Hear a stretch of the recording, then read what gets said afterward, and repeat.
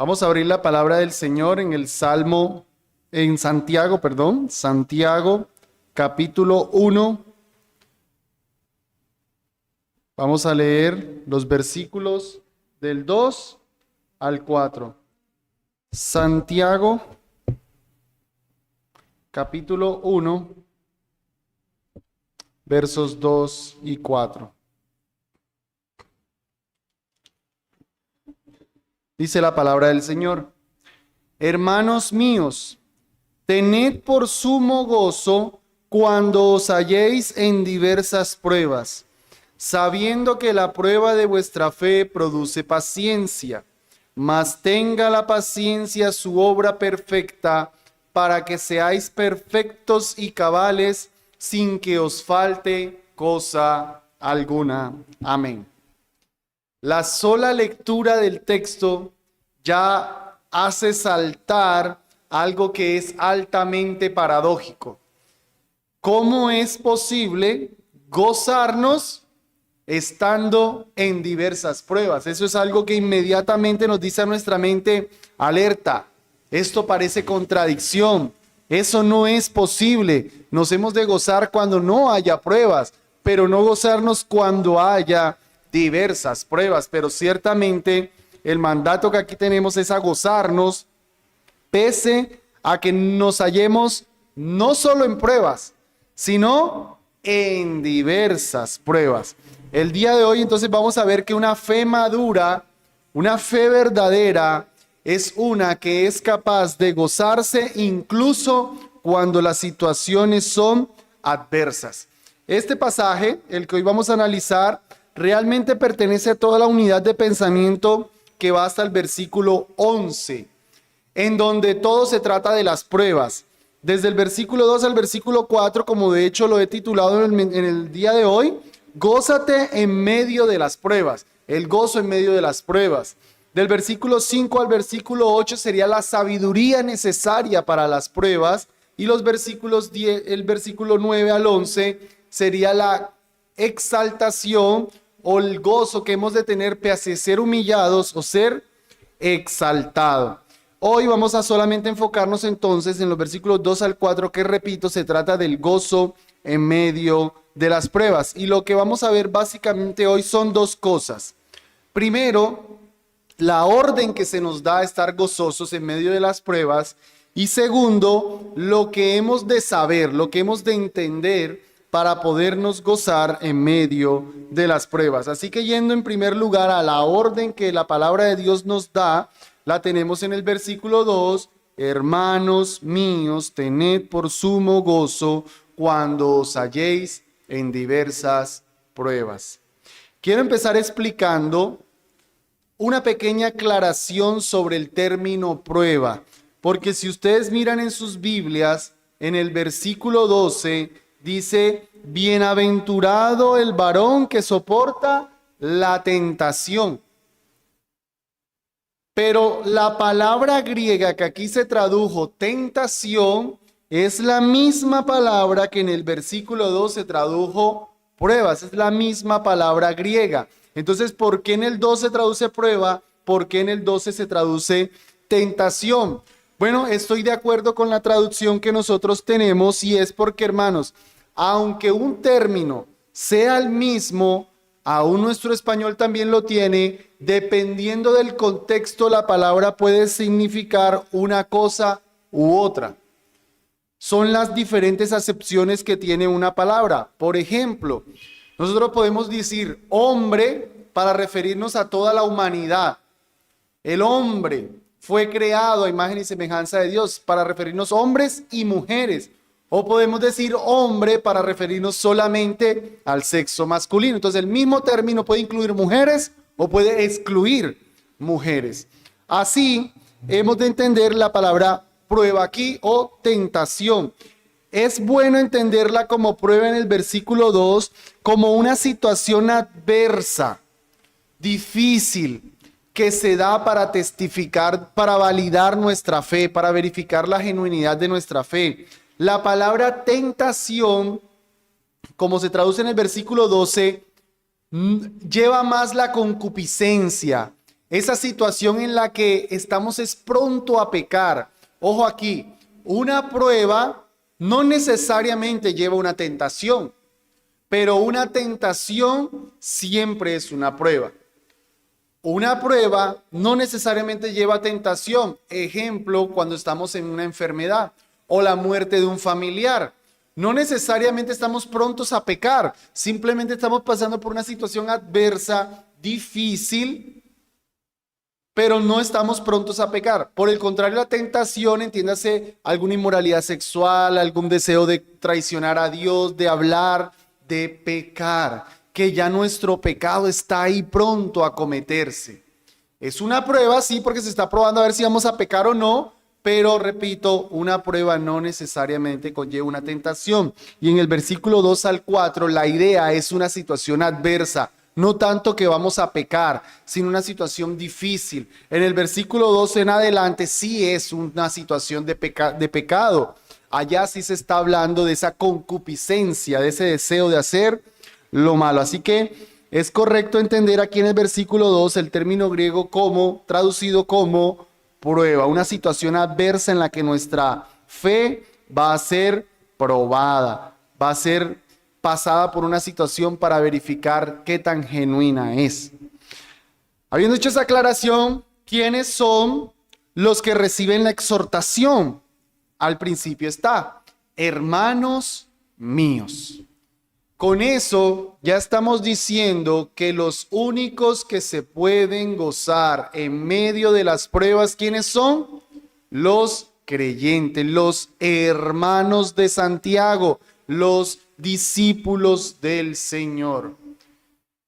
Esa paradoja, esa cosa tan asombrosa que ya vamos a analizar, es algo que solamente pueden vivir los verdaderos hijos de Dios. Solamente los cristianos pueden estar gozosos en medio de la prueba. Y ya eso nos lleva entonces a considerar entonces cómo es posible. ¿Cómo es posible tener por sumo gozo? Enfaticemos eso. Otra vez, no es gozaos cuando tengan prueba, no. Gozaos cuando estén en muchas pruebas. Pero no solo gozaos, sino ténganlo por sumo gozo, o sea, la mejor cosa del mundo. Cuando se hallen en diversas pruebas. ¿Cómo es posible lograr eso? Bueno, creo que podemos entender cómo estar sumamente gozoso en medio de muchas pruebas si empezamos por definir lo que gozo es.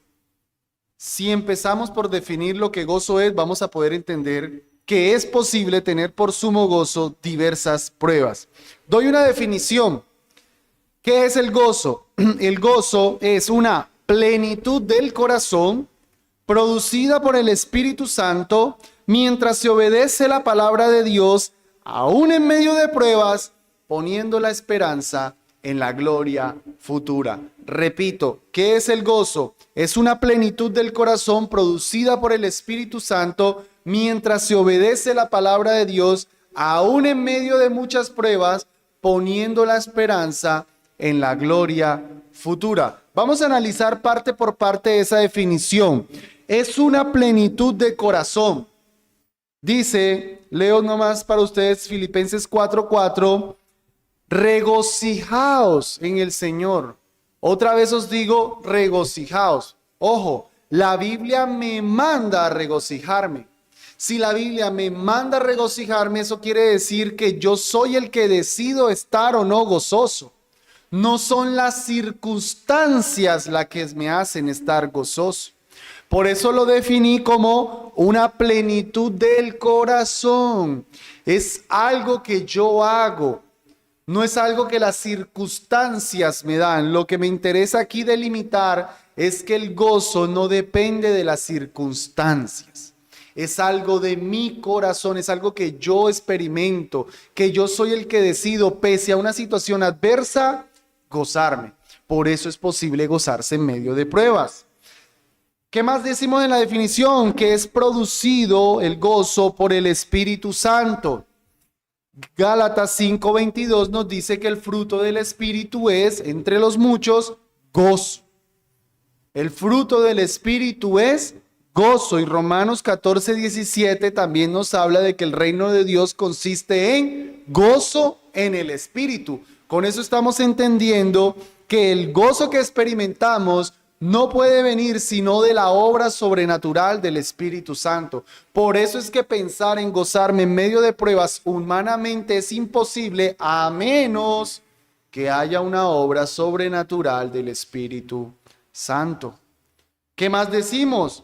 Que este gozo se da mientras se obedece la palabra de Dios. Tener la tranquilidad de que estoy en el camino de Dios, de que estoy haciendo la voluntad de Dios y aún así me viene una prueba, eso me hace estar gozoso. Porque lo que estoy viviendo, lo estoy viviendo aunque estoy siendo fiel a Dios. Escuchen lo que dice Jeremías 15:16. Fueron halladas tus palabras y yo las comí, y tu palabra me fue por gozo y por alegría de mi corazón. En la palabra de Dios se halla el gozo. Primera de Juan 1:4. Estas cosas os escribimos para que vuestro gozo sea cumplido. Así que cuando yo obedezco la palabra del Señor, yo puedo estar gozoso. Qué lamentable es cuando nos viene una prueba por desobediencia a la palabra del Señor. Ahí sí es imposible estar gozoso. Entonces, el gozo es una plenitud del corazón producida por el Espíritu Santo mientras se obedece la palabra de Dios. Número 4, aún en medio de pruebas. Esa es la parte más delicada en la definición. El texto que estamos tratando nos los dice, pero solo quiero leer otros versículos más en donde vemos gozo en medio de pruebas. Dice 1 Tesalonicenses 1:6, y vosotros vinisteis a ser imitadores de nosotros y del Señor, recibiendo la palabra en medio de gran tribulación con gozo del Espíritu. Hay una tribulación, pero aún así hay gozo del Espíritu, otra vez el Espíritu. 2 Corintios 6:10, como entristecidos, mas siempre gozosos. Así que no es algo solamente de Santiago, todas las escrituras nos enseñan que es posible estar gozoso en medio de las pruebas. Pero hermanos, hay que aclarar aquí que no es masoquismo. Podemos estar gozosos en medio de las pruebas no porque disfrutamos la prueba, no porque somos unos masoquistas que, uy, qué bien y ojalá esto se ponga más grave. No. Eso sería masoquismo, eso no es cristianismo. Nos gozamos en medio de la prueba, pues porque entendemos que Dios está haciendo algo. Nos gozamos en medio de la prueba porque sabemos que nuestro Padre está en control y que Él quiere hacer algo con nosotros. Eso es lo que nos permite gozarnos. No es la prueba en sí, no es el amor al dolor, no. Es que sabemos que hay un Dios en control que está haciendo algo. Es una plenitud del corazón producida por el Espíritu Santo mientras obedece la palabra del Señor a un medio de pruebas, poniendo la esperanza en la gloria futura. Primera de Pedro 4:13 dice, sino gozaos por cuanto sois participantes de los padecimientos de Cristo, para que también en la revelación de su gloria os gocéis con gran alegría. Con la esperanza puesta. Ahorita sufrimos, pero ponemos la mira en las cosas eternas y sabemos que esta tribulación se va a acabar algún día. Ya sea ahora, en este tiempo presente, pero definitivamente en la gloria eterna. Y eso es lo que nos hace estar gozosos en que el dolor no será para siempre, en que el dolor algún día acabará. Así que esa definición nos ayuda a ver, a entender que es posible gozarse en medio de pruebas, definiendo lo que el gozo es. Pero pasemos ahora a considerar en segundo lugar lo que yo tengo que saber para poderme gozar. Noten ustedes que en el versículo 3, Jacobo dice, sabiendo que la prueba de vuestra fe produce paciencia. Sabiendo. Hermanos, gozaos, tengan por sumo gozo cuando haya muchas pruebas, sabiendo. O sea que hay cosas que yo tengo que saber para poderme gozar. Y esas cosas que Santiago nos describe aquí vamos a poder ver que son mucho de lo que ya dijimos en la definición, pero qué bueno que podamos repetir e insistir. Básicamente Santiago nos dice que hay tres cosas que tenemos que tener muy claras, que tenemos que saber para podernos gozar cuando nos hallemos en diversas pruebas. La primera, dice él, sabiendo que la prueba de vuestra fe, detengámonos ahí, la prueba de vuestra fe. Yo me puedo gozar porque yo sé que Dios no me está castigando. Yo me puedo gozar porque yo sé que el destino no está en control. Yo me puedo gozar porque yo sé que Satanás no tiene el control. Yo me puedo gozar porque hay un Dios que está en control y está probando mi fe. Cuando yo veo esas diversas pruebas, y por cierto, diversas se refiere a que hay muchas, pero variadas. Problemas económicos, problemas maritales, problemas emocionales, problemas laborales, problemas de todo tipo. Cuando yo veo todo eso, yo tengo que entender, ok, mi fe está siendo probada. Ya estoy aquí, yo puedo gozarme en medio de esto porque sé que cuando hay pruebas, Dios quiere probar mi fe. Y esa palabra prueba de vuestra fe, es una palabra que tiene el sentido de autenticidad. Autenticidad. Recuerden que la carta de Jacobo de Santiago se trata de la fe puesta en práctica, la fe que actúa. Ok, ya eres creyente. Bueno, la verdadera fe va a pasar por pruebas. A ver cómo practicas esa fe. Escuchen un texto muy parecido, Primera de Pedro 1:6 dice: en lo cual vosotros os alegráis, aunque ahora por un poco de tiempo, si es necesario, seáis afligidos con diversas pruebas, casi lo mismo, para que la prueba de vuestra fe, o la autenticidad de vuestra fe, la misma palabra de Santiago, mucho más preciosa que el oro que perece, aunque sea probado con fuego, sea hallada en alabanza, gloria y honra cuando Jesucristo sea manifestado. Hay oro, el oro se pasa por fuego para ver qué tan puro es. Bueno, la fe también pasa por el fuego de la prueba para ver qué tan pura es. Y así como el oro pasa por el fuego y ese fuego le quita toda la escoria, toda la basurita, todas las impurezas, así nuestra fe tiene que pasar por el fuego de la prueba para que se quite tanta mundanalidad, tanta escoria que todavía tenemos en nuestra fe. La fe está siendo probada, Dios está haciendo algo para quitar tanta impureza. Así que eso me hace no desanimarme. Simplemente sé, me están probando. Es como el estudiante de universidad. El estudiante de universidad cuando llega al final del semestre, él no renuncia a su carrera cuando le salen todo ese montón de parciales y exámenes finales. No, es normal, está estudiando, llegó el momento de los exámenes, de ver si verdaderamente aprendió.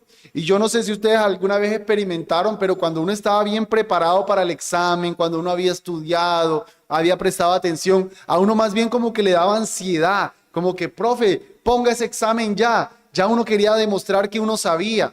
Y uno leía ese examen y uno hasta se emocionaba. Uy, me sé las respuestas. La idea aquí es esa.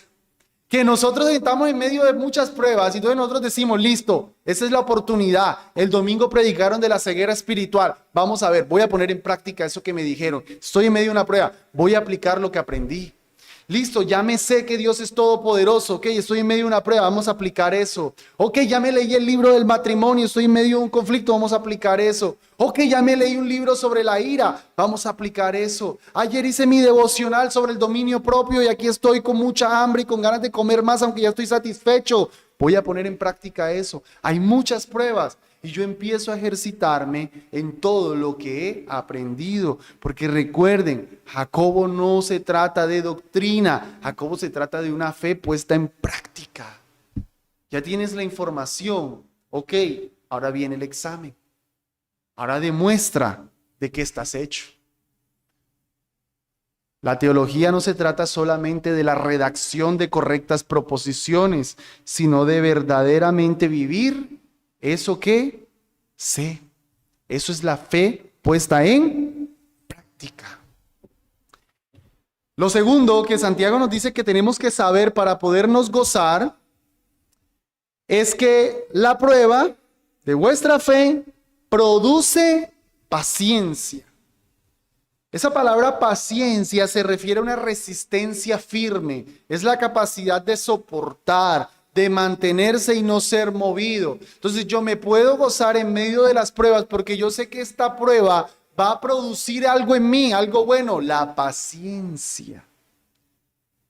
Dios me pone en una situación para que yo crezca en mi carácter, de modo que yo sea una persona más paciente. Hermanos, ¿cuántas veces no hemos agrandado un problema por falta de paciencia? Porque tan pronto vino la prueba, inmediatamente reaccionamos, no pensamos, no meditamos y después se agrandó el problema y vienen las lágrimas. Entonces Dios nos pone en una prueba semejante para que nosotros digamos, ok, aquella vez no me funcionó eso, voy a esperar.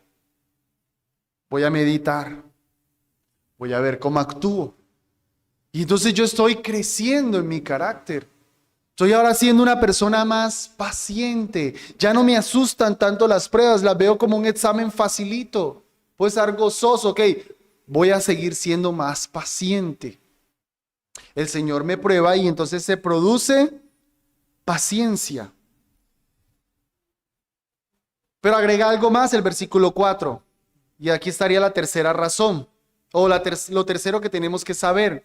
Mas tenga la paciencia su obra perfecta, para que seáis perfectos y cabales sin que os falte cosa alguna. Es decir, cuando somos probados, yo produzco paciencia, pero Santiago hace la aclaración, momento, pero ojo que esa paciencia tenga su obra completa. Entiéndase que esa paciencia sea verdaderamente paciencia. Porque no tendría sentido que viene la prueba. Claro, en el momento que llegó la prueba estamos con toda la espiritualidad al 100 y no, hay que confiar en el Señor, voy a descansar en Él, voy a pasar esta prueba. 2 días de prueba, bueno, sí, el Señor, hay que ser paciente. 3 días de prueba, no, el Señor ya me abandonó. 4 días de prueba, peco. No, paciencia completa. La paciencia es la virtud que es capaz de soportar 1, 2, y 3, y 4, y 5, y siga. Uno puede ser manso, en el sentido de que uno soporta que alguien lo ofenda y no reacciona. Pero en la Biblia muchas veces se pone la mansedumbre junto con la paciencia, porque uno puede ser manso 1, manso 2, pero a la tercera ya no es manso. Pero cuando yo soy manso y soy paciente, entonces yo puedo ser manso 1, 2, 3, 4, sigue. Entonces por eso Santiago nos dice, pero hey, ojo, mas tenga la paciencia su obra perfecta o completa.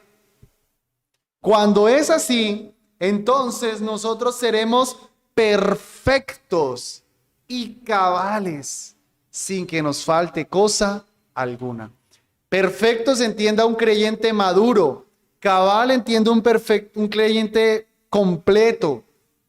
No nos falta cosa alguna. Por cierto, no es una promesa material, no es que vamos a tener la provisión. Se refiere a un creyente que no le falta nada. Es un creyente que por donde lo miras hay madurez. Le miras su hogar, hay madurez. Le miras su vida de iglesia, hay madurez. Le miras su vida laboral, hay madurez. Le miras su vida de hijo, hay madurez por donde lo veas. Es un creyente que no le falta cosa alguna. En otras palabras, hermanos, hemos de saber que las pruebas van a producir paciencia, y si esa paciencia tiene su obra perfecta, seremos como Cristo. Porque ¿quién, sino Él, es el hombre perfecto y cabal al que no le faltó cosa alguna? Santiago entonces nos está prometiendo que la prueba va a producir en nosotros un carácter más como el de nuestro Señor Jesucristo. Por eso es que la prueba nos es un gozo. Y esto nos motiva y esto es lo que me hace gozarme en medio de las pruebas. Que las pruebas van a formar más en mí el carácter de nuestro Señor Jesucristo. Con esto doy paso a unas aplicaciones finales.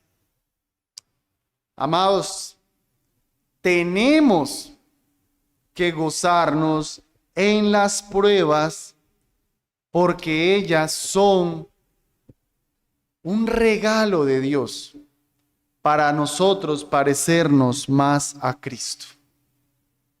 Las pruebas son un regalo de Dios para que nosotros desarrollemos el carácter de Cristo. No hay otra cosa que Dios quiera hacer más en nosotros que formar a Cristo en nosotros. Y en la medida en la que nosotros pasamos por pruebas, tenemos la oportunidad de parecernos más a Cristo. Nos hace falta unas pruebas de conflictos con un hermano para parecernos a Cristo en la misericordia hacia el prójimo. Nos hace falta unas pruebas en nuestra relación padre-hijo para parecernos a Cristo en su relación con su padre.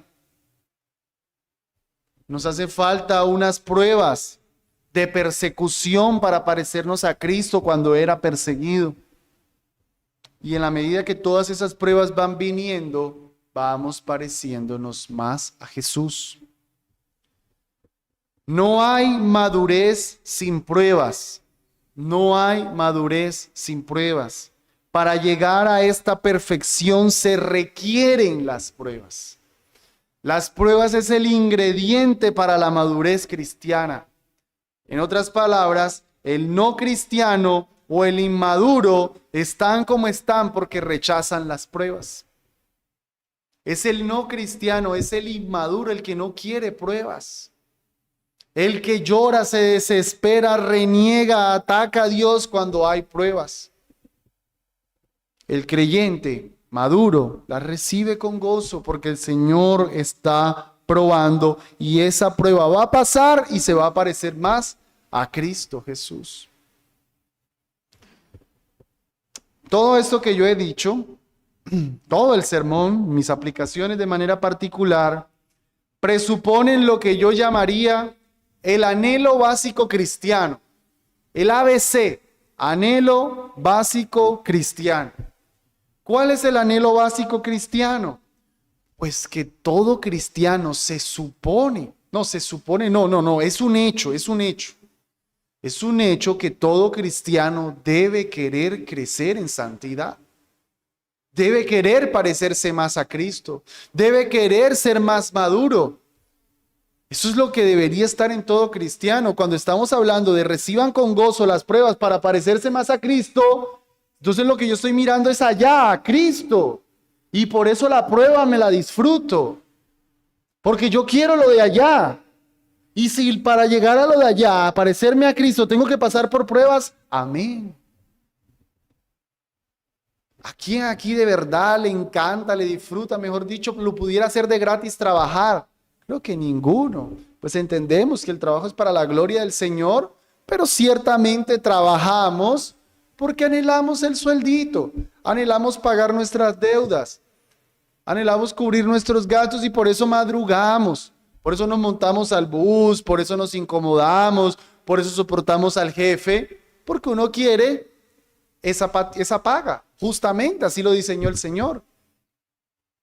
Toda esa prueba, toda esa dificultad para recibir ese pequeño monto económico. Bueno, pues cuánto mejor unas pruebas en este mundo para recibir algo mayor, parecerme a Cristo Jesús.